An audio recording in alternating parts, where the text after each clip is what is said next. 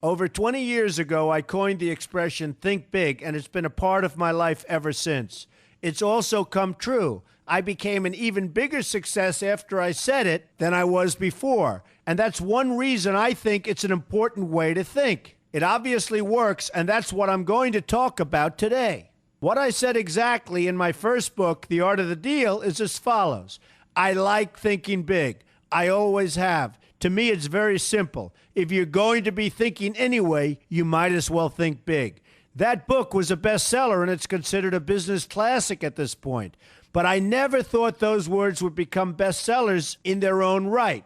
It's an interesting point that I'm famous for two very short statements. Think big and you're fired. But let's stick to the first one for today. And I'd suggest strongly that you pay attention so that you won't have to hear the second one. Thinking big starts with the details and grows from there. Because I'm a builder, I'm very aware of the importance of having a good foundation. You can't take chances in construction. You can't be haphazard and say, well, maybe this will work, maybe it won't, so let's try it and find out. Because a lot of people will be at risk. I have to know if something will work or not. Every inch has to be accounted for. In other words, thinking big starts with being thorough. So number one, be thorough. Don't count on happenstance to get you anywhere because it won't. Number two, get a momentum going and keep your momentum going. You have to have big ideas, but you've got to have the energy to get them done, which can sometimes take a long time. If you don't have momentum, you will not have what it takes to get the job done. Patience alone isn't enough. I have a lawyer friend who used to refer to me as the reverse tornado who builds everything in his path. I always like that because it implies a lot of energy and a lot of momentum.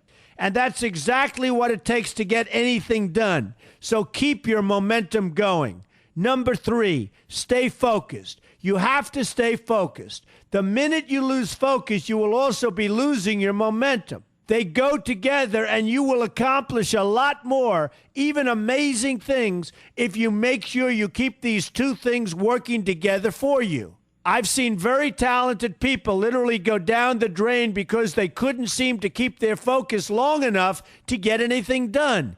In this day of multitasking, that can be a real challenge, but it's absolutely necessary. Ask yourself this question: what should I be thinking about right now? That simple question can restore your focus in no time at all. And your answer right now should be listening to Donald Trump. Number four, look at the solution, not the problem. This is very important if you ever want to learn to think big. And here's why. No matter what you do, you're bound to run into problems. It's just part of life, a part of business, a part of anything worth doing. If you let the problems get in your way, they'll become bigger than your idea was to begin with, and you will be a wipeout. No matter how bad things look, keep your focus on the solution, and you will be surprised how things can work out, and work out properly. One way I do this is to ask myself when confronting a possible problem, is this a blip or is this a catastrophe? A catastrophe is something like an earthquake, a tsunami, a war, and so forth, and a blip is everything else. Right away, you'll have the right perspective, and your equilibrium will be restored. So keep your focus on the solution. Number five, see opportunity for what it is, an opportunity. For example, why are you listening to me today? Curiosity? You like me? You don't like me? You want to learn? You have nothing else to do? You want to hear me tell you you're fired? I hope not. But whatever your reasons might be, they've brought you to a good place to get involved and to learn. And that's an opportunity right there. People think that because I'm rich and famous that I know everything. I know a lot, but one thing I know is that I don't know everything. So I ask myself this question every day. What can I learn today that I didn't know before? And you know what? I learn something new every single day. That's a big reason for my success, and the same thing can apply to you. Take the time to see today as an opportunity, and you'll be surprised by what can come your way. Be open to new ideas, and you will be creating your own opportunities before too long. Number six, know everything you can about what you're doing. That's a good way to cover your bases. Another good way is to read the book Robert Kiyosaki and I have written together, Why We Want You to Be Rich. It's about covering your bases and knowing what's going on. I remember when some guys came in to meet with me about a great idea they had for an atrium for a building on Wall Street. It was a beautiful idea except for one thing. None of them had thought about how the building would be supported around this fabulous atrium.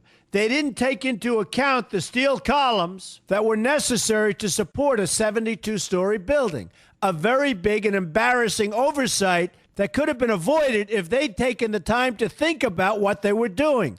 Don't let that happen to you. Know what you're doing first. Number 7, be lucky. Remember the old saying, the harder I work, the luckier I get. Well, it happens to be true.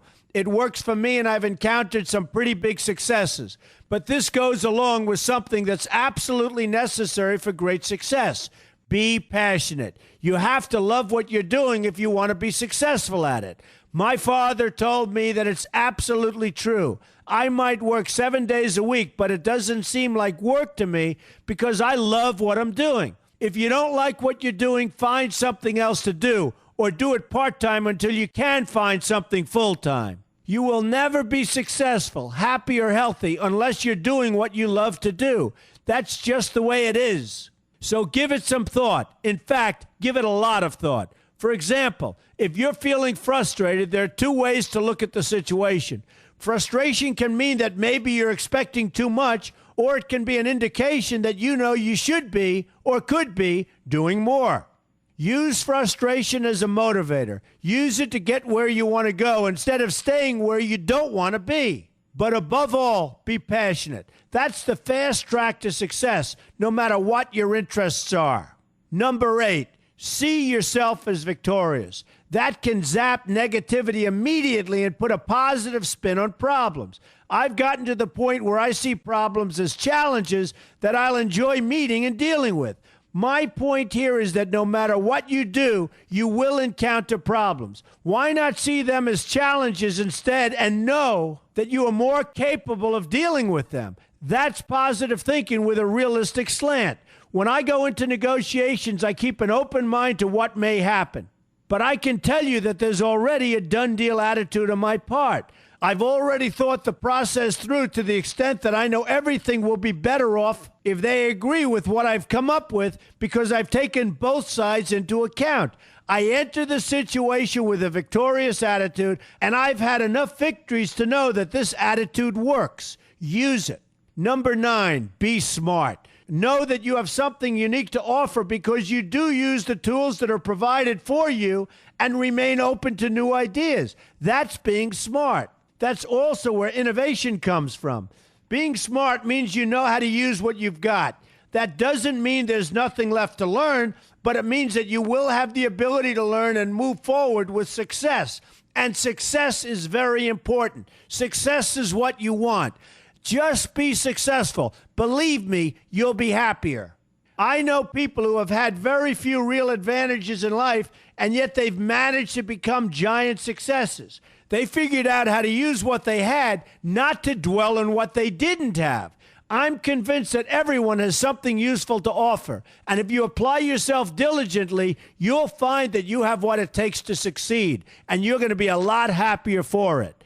Number 10, above all, never give up. Never, never, never give up. The only time you will be a failure is if you quit trying.